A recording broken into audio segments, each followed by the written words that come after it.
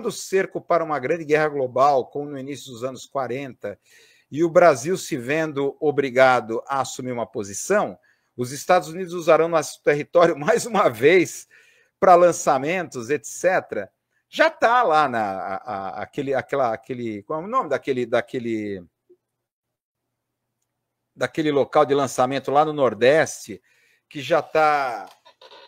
Os Estados Unidos já têm o controle lá para. Não sei se trabalha regime de concessão, como é que é mesmo o nome lá? Para lançar satélites norte-americanos, porque parece Alcântara, a base de Alcântara, né? Muito obrigado. Parece que pela proximidade do Equador, parece que fica mais econômico, mais em conta o lançamento de foguetes, né, com satélites, à base de Alcântara. Foi entregue praticamente para os americanos aquilo lá. Então você sabe, né, que Getúlio Vargas, durante a Segunda Guerra Mundial, era um simpatizante dos fascistas, né? Então, os Estados Unidos falou, olha, queremos uma base. Ali teve, tanto é que tem aquela coisa do forró, foral, né, uma contração de foral, né, uma base norte-americana, uma cabeça de ponte ali de lançamento para a Europa, para o Mediterrâneo.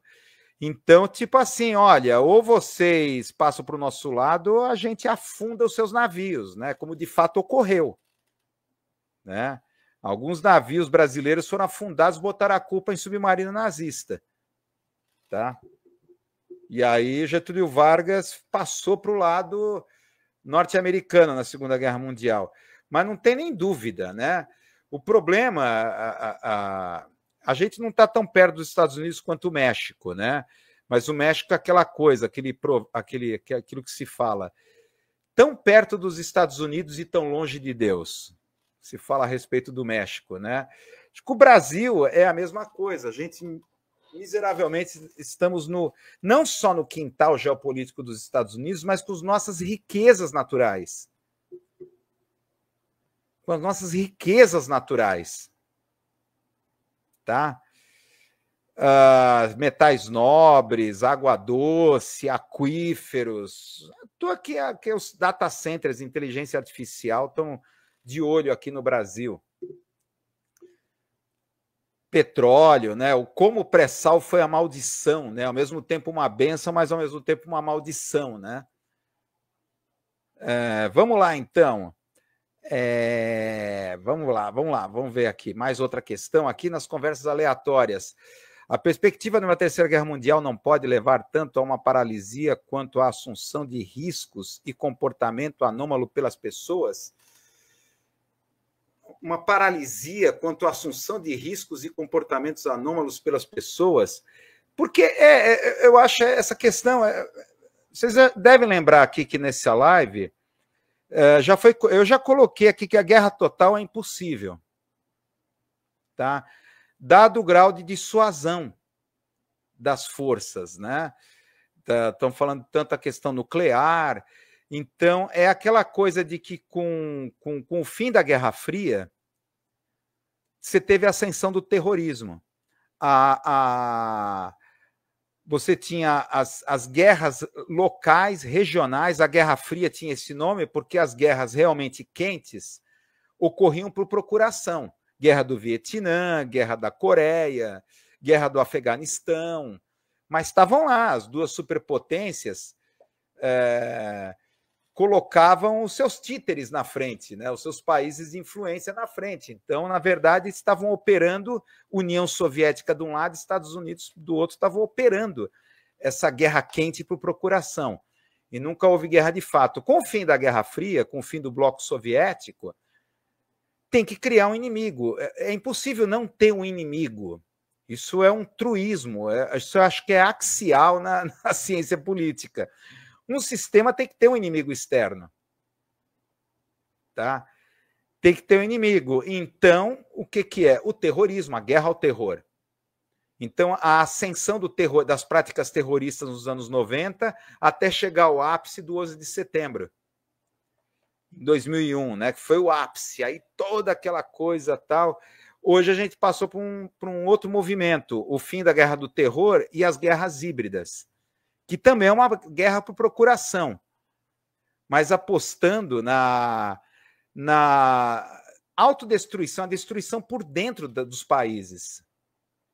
É um movimento de dentro para fora, não é mais de fora para dentro. Tá? Estão pegando os pontos fracos, né, políticos, criando cismogêneses.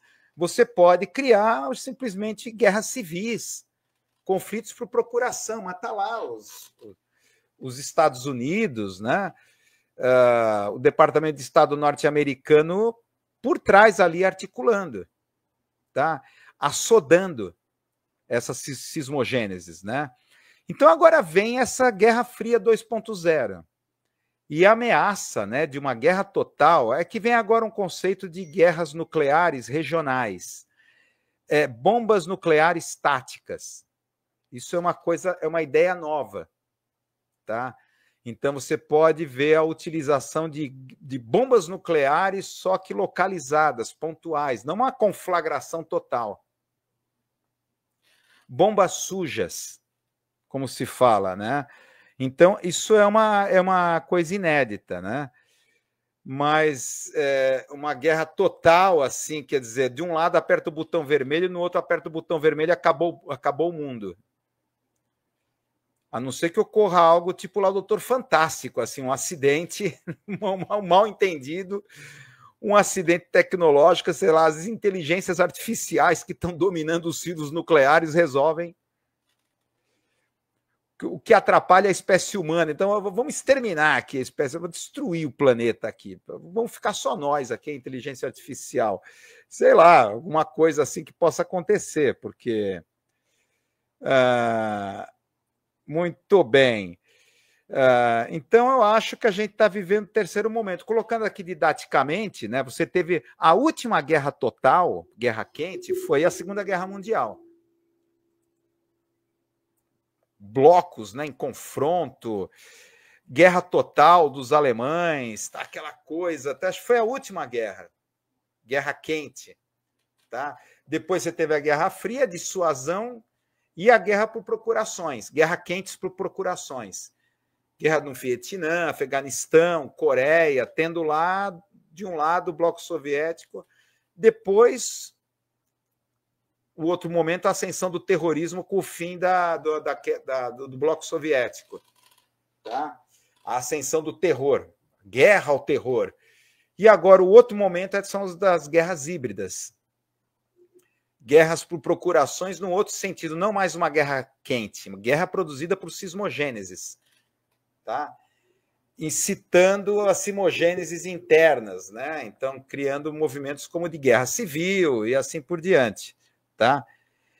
Então, agora a gente está vivendo talvez o alvorecer de um outro momento, não sei, uma guerra nuclear, né, localizada através de bombas sujas, bombas nucleares táticas, né, como falam, né?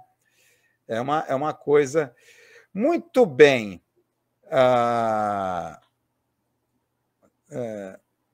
Muito bem, vamos lá. Pearl Harbor, aqui o ZVO está falando, a invenção de Pearl Harbor. Pearl Harbor é aquela coisa do inside job, ele foi um inside job clássico, na minha opinião, né? Eles sabiam do ataque dos japoneses e eles ficaram quietinhos na moita, deixa acontecer para a gente ter o pretexto para entrar na Guerra do Pacífico. Então, eles precisavam de um pretexto. Inside job e false flag, né? Laura Richardson também disse das nossas riquezas. Falou a Laura Richardson, tá? Essa oficial, general norte-americana, né, naquele vídeo, né, fantástico, que ela fala sem filtro. Tá na hora da gente fazer um jogo mais intenso, né, um continente tão rico, tem lítio, tem água, tem petróleo, petróleo leve, né, não petróleo pesado, né? Então, muito Muito bem, vamos lá. Quem mais aqui? Outra questão. Skynet aqui já vai. Vamos ver aqui mais outra questão que o pessoal está falando aqui. Vamos lá, então, outra questão. Vamos lá, vamos ver aqui.